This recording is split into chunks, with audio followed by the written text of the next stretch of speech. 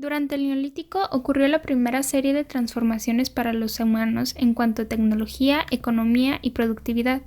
Este proceso no se había repetido hasta la llegada de la Revolución Industrial, que nace dentro de Inglaterra en 1780, para, eventualmente, extenderse a Europa y Estados Unidos.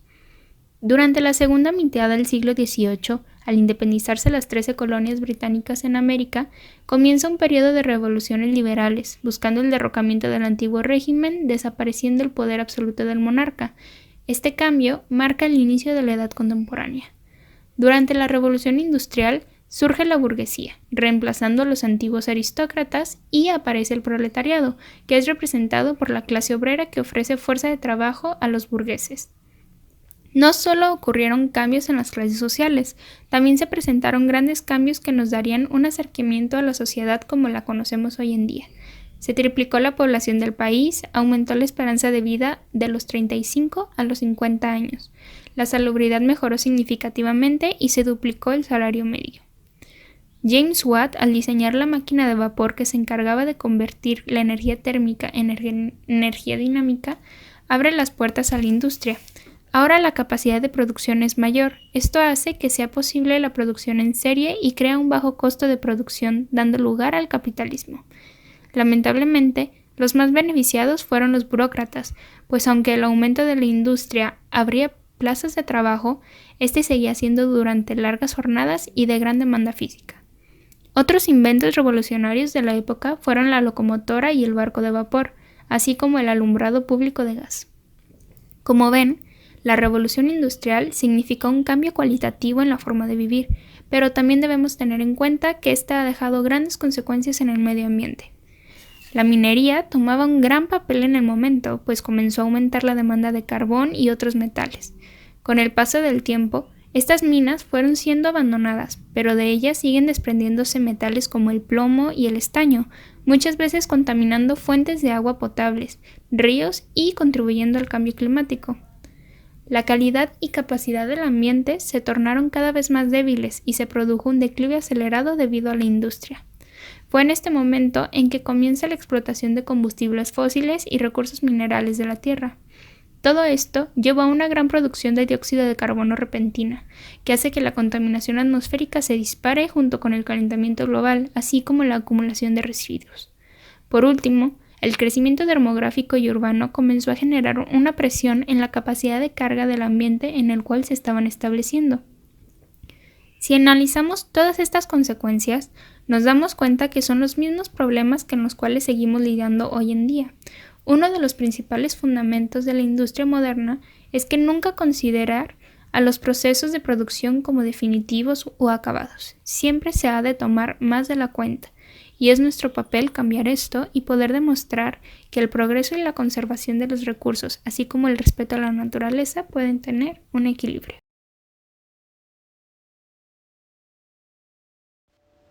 Y bueno, en cuanto al capitalismo, tenemos que es un sistema económico en el que individuos y empresas llevan a cabo la producción y el intercambio de bienes y servicios mediante transacciones en las que intervienen precios y libres mercados regulados por la ley de oferta y demanda.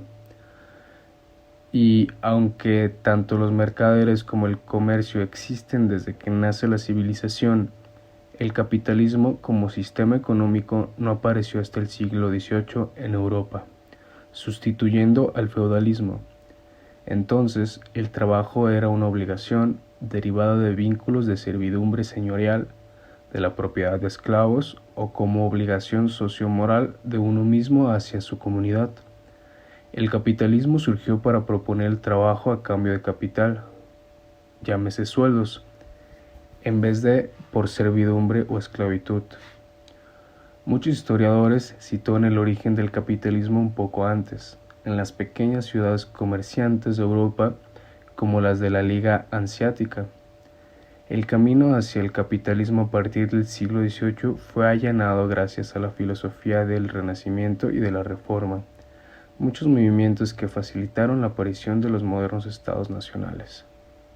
Del mismo modo, las expediciones de los siglos XV y XVI fomentaron el comercio, sobre todo tras el descubrimiento del Nuevo Mundo, Como resultado, desde el siglo XV y hasta el siglo XVIII, el capitalismo dio lugar a una nueva forma de comerciar denominada mercantilismo, que alcanzó su máximo desarrollo en Inglaterra y Francia, y en la que el gobierno ejercía el control de la producción y el consumo.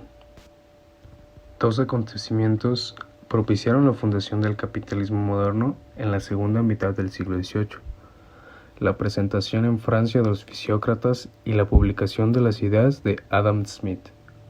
Ambas corrientes apostaban por un orden económico alejado de la intervención del Estado, un argumento que favoreció el inicio de la Revolución Industrial, la cual logró su mayor apogeo en el siglo XIX. Las inhumanas condiciones de trabajo que caracterizaron este periodo llevaron a que surgieran numerosos críticos del sistema. Sin embargo, el primero en desarrollar una teoría coherente en contra fue Karl Marx, quien atacaba la propiedad privada de los medios de producción. No obstante, el capitalismo siguió prosperando para convertirse en el principal sistema socioeconómico mundial de la época. El economista más influyente de la historia reciente del capitalismo fue John Maynard Keynes, el cual explica que un gobierno puede utilizar su poder para paliar e incluso eliminar los ciclos de expansión y de depresión económica vinculados al capitalismo.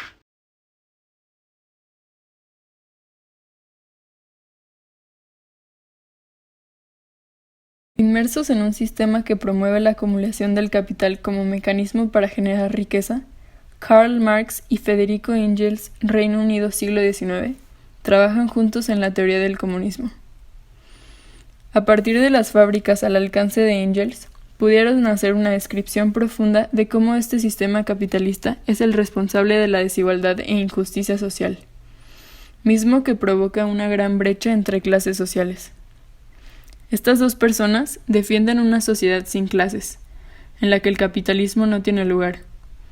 El comunismo nace como una solución a la opresión que los sectores obreros sufren, dando lugar a una lucha de clases de aquellas víctimas de una explotación en contra de los privilegiados.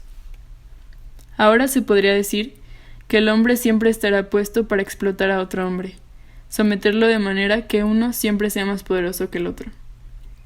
Sin dejar de mencionar también el comunismo en Rusia, bajo el liderazgo de Vladimir Lenin, líder del sector bolchevique del Partido Obrero Socialdemócrata. Encabezó la Revolución de octubre de 1917, derrocó al gobierno provisional ruso y estableció el primer Estado socialista.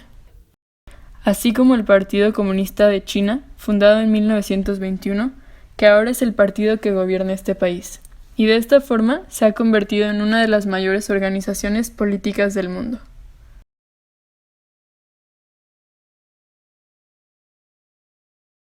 Hablemos del socialismo. ¿Cuándo se originó el socialismo?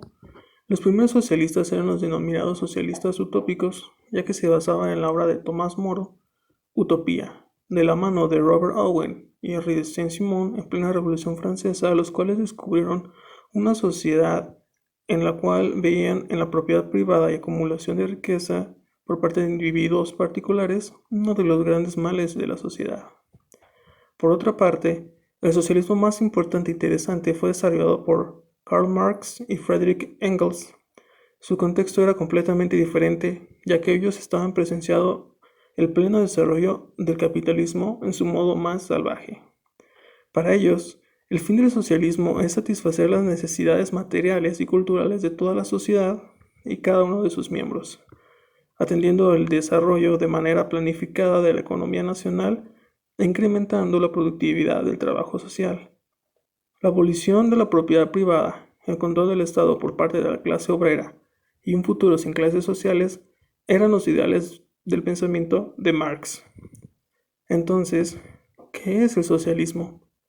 El socialismo es definido como un sistema de organización económico y social cuya base es que los medios de producción sean parte del patrimonio colectivo y sea el mismo pueblo quien los administre. En la actualidad, el socialismo se identifica con posturas ideológicas que aceptan el libre mercado en lo económico, aunque con una significativa intervención del Estado para corregir diferencias sociales. A día de hoy, el concepto de socialismo abarca las conocidas socialdemocracias, que se basan en el libre mercado como sistema económico, pero a la vez el Estado interviene para eliminar las desigualdades sociales. Por ello, a diferencia del comunismo, el socialismo puede funcionar bajo un régimen democrático. Los puntos importantes del socialismo son el papel del Estado. El Estado centraliza e interviene en la administración económica y la producción por el bien común. Aboga por la igualdad en todos los aspectos. Tiene como finalidad mejorar el nivel de vida de las clases más bajas y garantizar el empleo para todos. Abolición de las clases sociales. Redistribución del ingreso. La riqueza heredada y los bienes materiales deben reducirse. Los medios de producción y servicios son socializados. Los medios de producción no son privados, sino que pertenecen a la sociedad y son administrados por el Estado, por lo que se rigen por empresas estatales, construyendo así un monopolio del Estado. La planificación es esencial. Fijación del precio. El Estado fija los precios y costes de los productos. Los objetivos son centralizados, tales como la distribución del empleo, la distribución de la renta nacional, la cantidad de acumulación de capital, el desarrollo económico o la asignación de los factores de producción son centralizados por el Estado. El neoliberalismo es una teoría político-económica que retoma la doctrina del liberalismo clásico y la replantea dentro del esquema capitalista actual bajo principios más radicales. Formado por el elemento compositivo neo, que proviene del griego neos, que significa nuevo, el sustantivo del latín liberalis y el sufijo relativo a la doctrina o sistema ismo. El neoliberalismo es un término polémico que se refiere principalmente al resurgimiento en el siglo XX y las ideas del siglo XIX asociadas con el liberalismo económico de laissez-faire. Estas incluyen políticas de liberación económica extensiva, como privatización, austeridad fiscal, libre comercio y reducciones del gasto público para potenciar el papel del sector privado de la economía. El neoliberalismo afirma que la mejor manera de promover el bienestar del ser humano consiste en no restringir el libre desarrollo de las capacidades y las libertades empresariales del individuo dentro de un marco institucional caracterizado por derechos de propiedad privada fuertes, mercados libres y libertad de comercio. El papel del Estado es crear y preservar el marco institucional apropiado para el desarrollo de estas prácticas. Por ejemplo, tiene que garantizar la calidad y la integridad del dinero. Igualmente, debe disponer las funciones y estructuras militares, defensivas, políticas y legales que son necesarias para asegurar los derechos de propiedad privada. Si bien hoy el neoliberalismo se asocia con ideas de rebeldía juvenil, con algunos toques de populismo, de un ánimo iconoclasta, que quiere derribarlo todo y crear un mundo nuevo. El uso y la definición de neoliberalismo ha ido cambiando con el pasar de los años y actualmente no existe una opinión única para determinar el concepto de neoliberalismo, por lo que usualmente se emplea como una palabra asociada a la derecha y es manejada de forma coloquial para abarcar una gran variedad de ideas muy diferentes dentro de una gama del conservadurismo, liberalismo, fascismo o feudalismo. Antes de la Segunda Guerra Mundial, la ciencia era financiada por fundaciones. Durante la Segunda Guerra Mundial hay un cambio fundamental de cómo se financió la ciencia. Es ahí donde el Estado emerge como el gran órgano de financiamiento. Este cambio se dio porque se empezaron a crear aparatos científicos industriales, hubo tecnología en medicina y todo esto para tener una mayor capacidad militar. Después de la Segunda Guerra Mundial, se creó un esquema de cómo financiar la ciencia. Se empezó a revelar lo importante que era la ciencia y lo importante de los proyectos científicos, ya que ayudaban a resolver mejor los problemas. Las políticas científicas neoliberales han puesto el énfasis más en la creación del valor comercial que en la consecuenciación del bienestar social o en la generación del conocimiento. Se ha fomentado el uso de patentes más que la difusión abierta del conocimiento y se ha promovido la inversión privada de las universidades y en los proyectos de investigación desarrollados por sus investigadores. Entonces, los intereses de grandes empresas afectaban con la objetividad de la ciencia, por ejemplo, con los transgénicos. Cabe destacar que la ciencia neoliberal en México y en Estados Unidos ha sido totalmente diferente. En México, el Estado siempre ha financiado la ciencia, mientras que en la actualidad el Estado está dando todo el poder al sector privado.